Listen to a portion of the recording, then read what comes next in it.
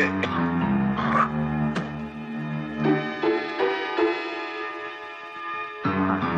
വെട്ടുകുഴിയെ കാത്തിരിക്കുകയായിരുന്നു. സെക്രട്ടറി വരാതെ ഒന്നും തീരുമാനിക്കാൻ പറ്റില്ലല്ലോ. നമ്മൾ ഇന്ന് ചർച്ച ചെയ്യേണ്ടത് വളരെ തന്ത്രപ്രധാനമായ കാര്യങ്ങളാണ്. മന്ത്രി സദാശിവൻ തിരുവനന്തപുരത്ത് നിന്ന് ഇപ്പോഴും വിളിച്ചിരുന്നു. അയാൾ ആകെ ബേജാറില്ല. അയാളെ പിടിച്ച് മന്ത്രിയാക്കി ആരാ? അത് നമ്മളൊക്കെ, അതായത് പാർട്ടി. വെട്ടുകുഴി തന്നെ. അല്ലെങ്കിലും കിങ് മേക്കർ ആണല്ലോ വെട്ടുകുഴി. ആണല്ലോ. നല്ല ഭാസ്കര ആണ്. സദാശിവനെ രക്ഷിക്കാൻ എനിക്കറിയാം. സ്വാഭാവികമായും പ്രതിപക്ഷം നമുക്കെതിരാ. പിന്നെ ഭരണകക്ഷിയിലെ ചിലരും ഉള്ളുകൊണ്ട് ഉള്ളുകൊണ്ട് അങ്ങനെ പലരും എതിരായിരിക്കും. എന്തായാലും സിറ്റിംഗ് നടക്കട്ടെ. കോൺട്രാക്ടർ ബാഹുലയം വന്ന് തെളിവ് കൊടുത്താലല്ലേ ആ ജഡ്ജി, എന്താ എയുടെ പേര്, രാജശേഖരൻ നായർ, സദാശിവന്റെ തലയെടുക്കൂ. വിഷയം കാട് കയറുന്നു.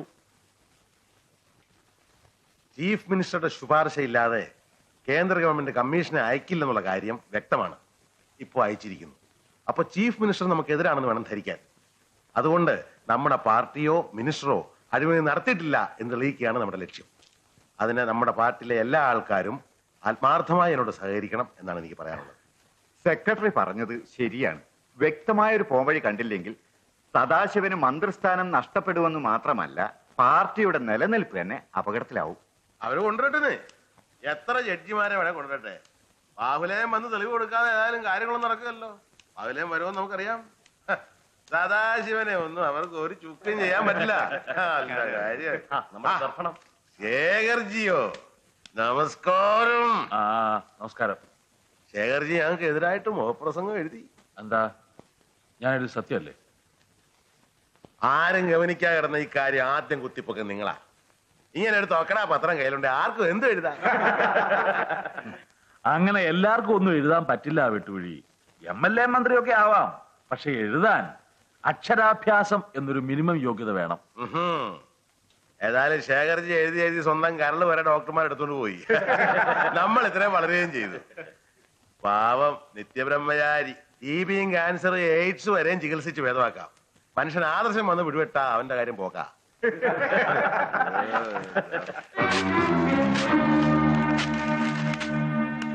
കിടക്കുമ്പോ ഒരു പട്ടിയും തിരിഞ്ഞു നോക്കാൻ കാണില്ല. സദാശിവൻ അസംബ്ലി കഴിഞ്ഞപ്പോ വന്നു. ഇന്നലെ അസംബ്ലിയിലെ ഇന്നലത്തെ കല്ലേറൊക്കെ എങ്ങനെ ഇരുന്നു? തനിക്ക് വല്ലതും പറ്റിയോ? ഇന്നത്തെ പത്രങ്ങളൊന്നും കണ്ടില്ലേ? അവരുടെ പ്രധാന ഇരയിപ്പം ഞാനാ.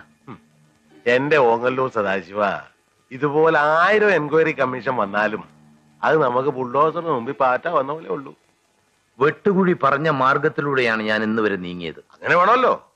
സദാശിവനെ മന്ത്രിയാക്കിയ ഞാനല്ലേ? എന്ന് പറയാം. പറയാമെന്നല്ല, ഞാൻ തന്നെ. ഈ വെട്ടുകുഴി കഴിഞ്ഞ 15 കൊല്ലമായി നമ്മുടെ പാർട്ടിയിൽ ആരും എന്റെ സഹായം ഇല്ലാതെ മന്ത്രി കസേര ഇരുന്നിട്ടില്ല. തറവാട് ഭാഗിച്ചു കിട്ടിയ സ്വത്തിന്റെ പകുതി പോലും എനിക്കിപ്പോ ഇല്ല. അതാ എനിക്ക് രാഷ്ട്രീയം കൊണ്ടുണ്ടായ നേട്ടം. ഞാൻ കൈക്കൂലി വാങ്ങിയെന്നാ പരാതി. എനിക്ക് ആ പണം തീക്കനലായിട്ടാ തോന്നിയത്. ഞാൻ കയ്യോടെ അത് നിങ്ങളെ ഏൽപ്പിക്കുകയും ചെയ്തു, പാർട്ടി ഫണ്ടിലേക്കെന്നും പറഞ്ഞു. വ്യക്തമായൊരു പോംവഴി കണ്ടില്ലെങ്കിൽ രക്ഷയില്ല. മുഖ്യമന്ത്രി നമ്മുടെ കൂടെ നിൽക്കില്ല. പക്ഷെ കൂടുതൽ പേടിക്കേണ്ടത് ആ കോൺട്രാക്ടർ ബാഹുലേനെയാ. തെളിവുകളെല്ലാം അയാളുടെ കയ്യിലാ. സദാശിവ, സൂര്യൻ കിഴക്ക് അസ്തമിച്ചു എന്ന് ചിലപ്പോ കേട്ടെന്ന് വരാം, എന്നാലും വെട്ടുകുഴി തോറ്റെന്ന് കേൾക്കില്ല. ബാഹുലേനെ ഞാൻ കൂട്ടിലടയ്ക്കും. ഞാൻ ആ കസ്റ്റംസ് ഓഫീസ് വരെ ഒന്ന് പോവുക. അച്ഛനൊന്ന് വിളിച്ചു പറയണം. എന്താ കാര്യം? ഹോസ്പിറ്റലിലേക്കുള്ള ചില എക്യുപ്മെന്റ്സ് ചേച്ചി അമേരിക്കയിൽ നിന്ന് അയച്ചിട്ടുണ്ട്. അതൊന്ന് ക്ലിയർ ചെയ്യാനാ. ഇതാണോ വലിയ കാര്യം? അത് ഞാൻ ആ കസ്റ്റംസ് കളക്ടറെ വിളിച്ച് പറഞ്ഞ് ശരിയാക്കാവുന്നേ. ഏതായാലും ഇങ്ങനൊരു ആവശ്യത്തിനെങ്കിലും ഡോക്ടർ ഈ പടിയൊന്ന് കയറിയല്ലോ. പിന്നെ ഹോസ്പിറ്റൽ ബിസിനസ് ഒക്കെ എങ്ങനെയുണ്ട്? അതൊരു ബിസിനസ് ആക്കിയിട്ടില്ല. അവിടെയാ കുഴപ്പം, അച്ഛന്റെ മോന്റെ. അതുപോട്ടെ, തന്റെ അച്ഛനെ പോലെ മനഃശക്തി ഇല്ലാത്ത രാഷ്ട്രീയക്കാർക്ക് ഊർജം പകരാനുള്ള വല്ല ചികിത്സാവിധി ഉണ്ടോ? തമാശകളാ. എനിക്കിപ്പോ ആവശ്യം മരുന്നല്ല, ഈ ഊരാക്കുടുക്കിന്നൊന്ന് രക്ഷപ്പെടല. ഞാൻ ചീഫ് മിനിസ്റ്ററെ ഒന്നുകൂടെ കാണാം. പയ്യനാ, നമുക്ക് വേണ്ടപ്പെട്ടയാളാ. അതന്നൊരു അബദ്ധം പറ്റിയതാ. അവരുടെ കാര്യം ചെയ്, സസ്പെൻഷൻ റദ്ദാക്കി അവനെ സർവീസ് എടുക്കാൻ നോക്ക്. അതാ നല്ല നടപടി. എടുത്തരും സാറേ. താങ്ക്സ്. വെള്ളമടിച്ച് ആഫീസറെ തെറി വിളിച്ച നിന്നെയൊക്കെ പിന്നെ പഴയ ഒരു പ്രവർത്തകന്റെ മകനാണല്ലോ എന്ന് വിചാരിച്ചാ അല്ലേ? വെള്ളമടിച്ച് ഇനി ആഫീസിൽ നിന്ന് വെള്ളം ഉണ്ടാക്ക്. ഇനി അങ്ങനെ ചെയ്യില്ല സർ. റാസ്കൽ, അന്തസ്സില്ലായ്മ കാണിക്കുന്നു വേണോ ആ അന്തസ്സൊക്കെ. ബാബാ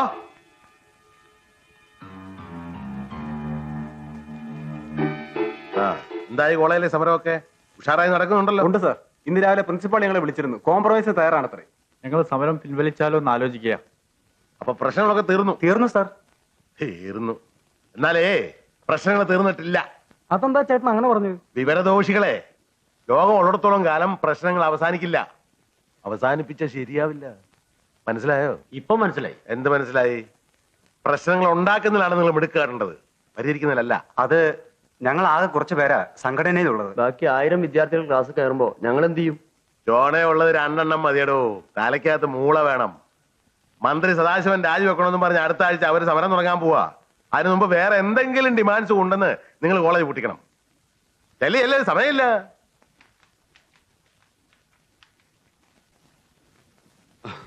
കുറച്ചു വൈകി. കല്യാണമൊക്കെ കേമായോ കുറുപ്പേ? കേമായോന്നോ? 2 ലക്ഷം റുപ്യ സ്ത്രീധനം, പിന്നൊരു മാരുതി കാറും. ചെക്കൻ എഞ്ചിനീയറാ. ഗൾഫുകാർക്ക് ഈടായിട്ട് മാർക്കറ്റ് കുറച്ച് ഡള്ള. കുറുപ്പ് നോക്കി വെച്ച പയ്യൻ ബോംബെയിലാന്നല്ലേ പറഞ്ഞത്? അതെ, പിന്നെന്താണെന്ന് ചോദിച്ചാൽ ഒന്നൊക്കില്ല. അങ്ങനെ കല്യാണക്കാരി ഉള്ള ഡീറ്റെയിൽസ് കൂടെ അരയിലുണ്ട്. നല്ലൊരു ഇടത്ത് നോക്കി ഈ കുറിപ്പ് കൊളുത്തിയിടും. ശരി, കുറിപ്പിരിക്കും. ഒരു തമാശ. അല്ല കുറുപ്പേ, നിങ്ങൾ ഈ പൈസക്ക് ടൈറ്റ് ഉണ്ടാവുമ്പോ മാത്രം വരുന്നതാണ് ഇവിടെ. പല പ്രാവശ്യം കയറി ഇറങ്ങി പോണു. സംഗതി ഒന്നും നടന്നു കാണുന്നില്ല. വെറുതെ അനാവശ്യം പറയരുത്. ഞാൻ വെറും തല്ലിപ്പൊടി അലവലാതി ബ്രോക്കറൊന്നും അല്ല, അസൽ തറവാടിയാ. അല്ല, അതുകൊണ്ടല്ല. എന്താണെന്നറിയോ, നമ്മളുള്ള ഫ്രണ്ട്ഷിപ്പ് കൊണ്ട് പറഞ്ഞു പോണാണ്. ഇയാളൊരു ജഡ്ജിയാണ്.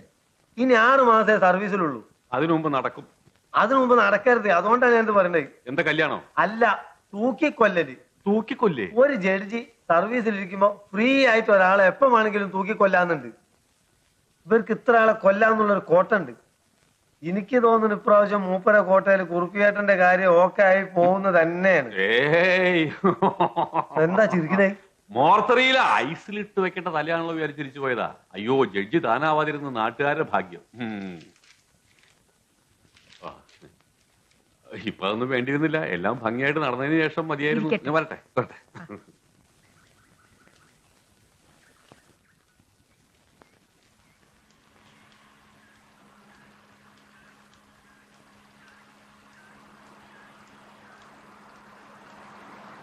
ഡ്രൈവർ നിർത്തൂ. നമസ്കാരം സാർ. നമസ്കാരം. സാർക്ക് ബുക്കിന്റെ കാര്യം പറഞ്ഞിരുന്നില്ലേ? War mission and politics. Oh, thank you. Sabari, തിരക്കില്ലെങ്കിൽ ഇങ്ങോട്ട് കയറൂ. ഞാനിന്ന് ഫ്രീയാ. നമുക്ക് എന്തെങ്കിലുമൊക്കെ സംസാരിച്ചുകൊണ്ടിരിക്കാം. അകത്തേക്ക് വരാവില്ലല്ലേ? എനിക്കറിയാം ശബരിയെ.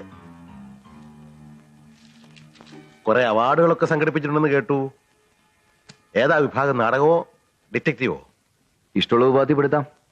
അല്ല, കൊള്ളാവുന്ന പണിയൊക്കെ ഉപേക്ഷിച്ച് ഈ പണി തുടങ്ങിയോണ്ട് കാര്യമായിട്ട് വല്ലതും തടയുവോ? അങ്ങനെ എന്തെങ്കിലും തടയണം എന്നുള്ളവർക്ക് ഈ പണി അത്ര പറ്റിയതല്ല. ശരിയാ. ഇന്നത്തെ കാലത്ത് ആരാ ഇതൊക്കെ വായിക്കുന്നേ? സത്യം പറയാലോ, ഞാനിതൊന്നും വായിക്കാറില്ല. സ്വന്തമായ ഒരു വ്യക്തിത്വം നിലനിർത്തണമെന്ന് ആഗ്രഹമുള്ളവർ എന്തിനാ വേറൊരാൾ എഴുതി വായിക്കുന്നത്? എന്റെ വിജയരഹസ്യം അതാ. ഒരു കാര്യം പറയാൻ വേണ്ടി വന്നതാ. അത് ഇവിടെ വെച്ച് തന്നെ പറയണോ അതോ? അല്ല, ഇവിടെ വെച്ച് തന്നെ അങ്ങ് പറഞ്ഞേക്കാം. ശബരി, ഒരു സഹായം ചെയ്യണം. ഞങ്ങൾ രാഷ്ട്രീയക്കാരുടെ ഭാഷയെ പറഞ്ഞ ഒരു അഡ്ജസ്റ്റ്മെന്റ്. അഡ്ജസ്റ്റ്മെന്റോ? സംഗതി നിസാരവാ. ശബരി ജഡ്ജി രാജശേഖരൻ നായരുമായിട്ട് ക്ലോസ് ആണല്ലോ. അങ്ങേരെ ഒന്ന് പിടിക്കണം. ശബരിക്ക് ദോഷം വരില്ല, ജഡ്ജിക്കും ഗുണമേ വരൂ. വെറുതെ വേണ്ട, പണം തരാം. പിന്നെ സാഹിത്യത്തിന്റെ ചില കൊടച്ചക്രങ്ങളൊക്കെ ഉണ്ടല്ലോ, അക്കാഡമിയോ അവാർഡോ, അങ്ങനെ വേണേ അങ്ങനെയാകാം. അപ്പൊ പണം കൊണ്ട് സ്വാധീനം കൊണ്ട് എന്ത് സാധിക്കാന്നുള്ള ധാരണയുണ്ടല്ലേ? അതിന് പറ്റുന്ന വേറെ ആൾക്കാരുണ്ട് എന്ന് അന്വേഷിക്കേ. കാര്യമായിട്ട് പറഞ്ഞാണോ? അതെ. നല്ലപോലെ ആലോചിച്ച് പറയുന്നതായിരിക്കും ബുദ്ധി. നല്ലപോലെ ആലോചിച്ചിട്ട് തന്നെയാ പറയുന്നത്. എനിക്ക് വേറെ പണിയുണ്ട് മിസ്റ്റർ.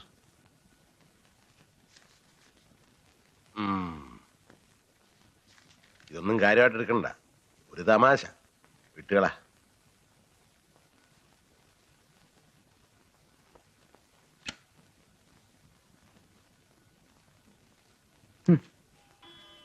നമസ്കാരം സാർ. നമസ്കാരം. മനസ്സിലായോ ആവോ? മനസ്സിലായിരിക്കൂ. മോടെ നൃത്ത പരിപാടിക്ക് ഞാനും ഉണ്ടായിരുന്നു. സമയം കിട്ടിയിട്ടല്ല. സത്യം പറയാമല്ലോ സാർ, പരിപാടി ഗംഭീരമായിരുന്നു. പെൺകുട്ടികളായാലും ഇങ്ങനെ വേണം. എന്താ അസുഖം? അല്പം ഷുഗർ ഉണ്ട്. അയ്യോ സൂക്ഷിക്കണം സാർ, ഷുഗർ അപകടകാരിയാ. പ്രഷറും ഹാർട്ടും ഷുഗറും കൂടെ ഒരു സ്ഥിര ഐക്യമുന്നണിയാ. മുറിവുകളൊന്നും പറ്റാതെ നോക്കണം. അല്ല, വന്നതിന്റെ ഉദ്ദേശം പറഞ്ഞില്ല. ഒരു ഡെപ്യൂട്ടി കളക്ടറുടെ പ്രൊമോഷൻ ശരിയാക്കാൻ തലസ്ഥാനത്തേക്ക് പോകുന്ന വരിക. ഞാനൊരു കിങ് മേക്കർ ആണെന്നാ ചിലരൊക്കെ പറയുന്നത്. വെറുതെയാ. അർഹിക്കുന്നവരെ സഹായിക്കും, അത്ര തന്നെ. ഇപ്പോഴും വരവിന്റെ ഉദ്ദേശം പറഞ്ഞില്ല. ഓ വെറുതെ. മന്ത്രി ഓങ്ങല്ലൂർ സദാശിവന്റെ കേസ് ഹിയറിംഗ് നടക്കാണല്ലോ. കോൺട്രാക്ടർ ബാഹുലയം കോടതി വരില്ല. അഥവാ വന്നാലും നുണയെ പറയൂ. കോടതി കാര്യങ്ങൾ ഇവിടെ വെച്ച് സംസാരിക്കണ്ട. മറ്റു വല്ലതും പറയാനുണ്ടോ? ശരിയാ, സംസാരിക്കാൻ കൊള്ളത്തില്ല സാറേ. റിട്ടയർമെന്റിന് ശേഷം സാർ എങ്ങനെയാ, നാട്ടിൽ തന്നെ കൂടാനാണോ ഉദ്ദേശം? അതൊന്നും നിശ്ചയിച്ചിട്ടില്ല. നാടാണ് എപ്പോഴും നല്ലത് സാർ. ഒരു തെങ്ങും തുപ്പും ബംഗ്ലാവും കൂടെ ഞാൻ വിൽക്കാൻ പോവാ. സാറിന് വേണേ നോക്കാം. സാറിന്റെ സ്ഥലമൊക്കെ കേസിൽ കിടക്കാണെന്ന് അറിഞ്ഞു. ഇതൊന്നും നമ്മൾ തമ്മിൽ സംസാരിക്കേണ്ട കാര്യമല്ല. ശരിയാ, ഞാൻ വന്ന കാര്യം പറയാം. സാറ് വലിയ കണിശക്കാരനാണെന്ന് കേട്ടിട്ടുണ്ട്. ഇങ്ങോട്ട് അര സഹായം ചെയ്താ അങ്ങോട്ട് 1001 സഹായം ചെയ്യുന്നവരാ ഞങ്ങള്. ഈ നീതി നിയമമൊക്കെ നമുക്ക് എങ്ങനെ വേണമെങ്കിലും വ്യാഖ്യാനിക്കാം സാറേ. ഇന്നത്തെ അന്യായം നാളത്തെ ന്യായമായും വരാം. ഞാൻ അല്പം തിരക്കിലാണ്. വിശേഷിച്ചൊന്നും പറയാനില്ലെങ്കിൽ മിസ്റ്റർ വെട്ടുകുഴിക്ക് പോകാം. സാറ് നീതിമാനായോണ്ട് ചോദിച്ചു പോവുകയാണ്. ഫ്രണ്ട്ഷിപ്പിന്റെ പേരിൽ 10 ജന്മം എടുത്ത് 10 തവണ ജഡ്ജി ആയാലും ഇന്നത്തെ കാലത്തൊരു ഉദ്യോഗസ്ഥന് വലിയ സമ്പാദ്യമൊന്നും ഉണ്ടാകുകയില്ല. സത്യവും നീതിയും ഒക്കെ ഇപ്പൊ ഉണ്ടോ സാറേ? എവിടെ? ഒരു കാറ്റങ്ങ് പോയ മനുഷ്യന്റെ നെഞ്ചും കൂടിന് എന്താ വില? സ്വന്തം ഭാര്യയ്ക്കും മക്കൾക്കും പോലും അതൊരു ഭാരമായിരിക്കും. ചക്രം ഉണ്ടല്ലോ, ചക്രം, അവൻ സ്വയംപൻ. പരലോകത്ത് നിന്ന് യമന് കൈക്കൂലി കൊടുത്താൽ ഇങ്ങോട്ട് ഭൂമിയിലോട്ട് തന്നെ രാജാവായിട്ട് മടങ്ങിപ്പോരാ. അതാ കാലം. ഹേ മിസ്റ്റർ, ഇത്രയും അഹങ്കാരം ഇവിടെ വെച്ച് സംസാരിക്കാൻ നിങ്ങൾക്ക് സ്വാതന്ത്ര്യം തന്നിട്ടില്ല. Please leave me alone. ഞാനെന്തോ പറഞ്ഞു, സാറിനത് ഇഷ്ടപ്പെട്ടില്ല. സത്യത്തിൽ അവമര്യാദയാണെന്നും പറഞ്ഞില്ല. നീ ഇപ്പൊ സാർ എന്നെ പിടിച്ചു പുറത്താക്കിയാലും ഞാനതങ്ങ് സഹിക്കും. എല്ലാറ്റിനും ഒരു അനന്തരഫലം ഉണ്ടല്ലോ. പണ്ടൊരു ചെറുപ്പക്കാരൻ DYSP എന്നോട് കളിക്കാൻ വന്നു. 24 മണിക്കൂറിനകം പോസ്റ്റ്മോർട്ടം നടന്നു. സൂയിസൈഡ് ആയിരുന്നു. ബോഡി ഞാൻ തന്നെ ഏറ്റുവാങ്ങിയത്. അല്ല സാറേ, മനുഷ്യന്റെ സ്ഥിതി ആർക്ക് പ്രവചിക്കാൻ പറ്റും? ഇത്രയും സംസാരിക്കാൻ അനുവദിച്ചത് ഞാൻ വിഡ്ഢിയായത് കൊണ്ടല്ല. അതെന്റെ മാന്യത എന്ന് കരുതിയാൽ മതി. എനിക്കറിയാം സാറ് മാന്യനാ, ഞാനും അതെ. ഇപ്പൊ ഞാൻ അങ്ങോട്ട് ഇറങ്ങട്ടെ സാർ. മിസ്റ്റർ വെട്ടുകുഴി, ഇവിടെ വരൂ. ഇതെടുത്തുകൊണ്ട് പൊയ്ക്കുള്ളൂ. എനിക്ക് മറവ് പറ്റാറില്ല സാർ, അതവിടെ ഇരുന്നോട്ടെ. I say you take it and get out.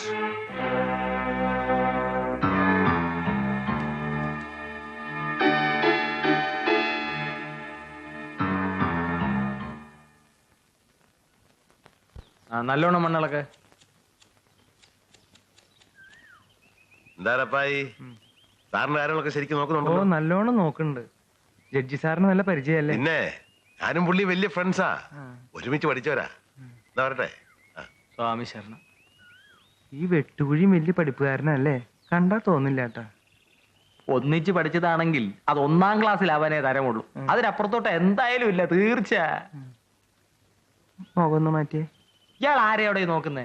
മാസം വല്ലതും ഞണ്ണണ്ടായോ? സർക്കാർ വക സ്ഥാപനമോ? ജോലി ചെയ്യടോ.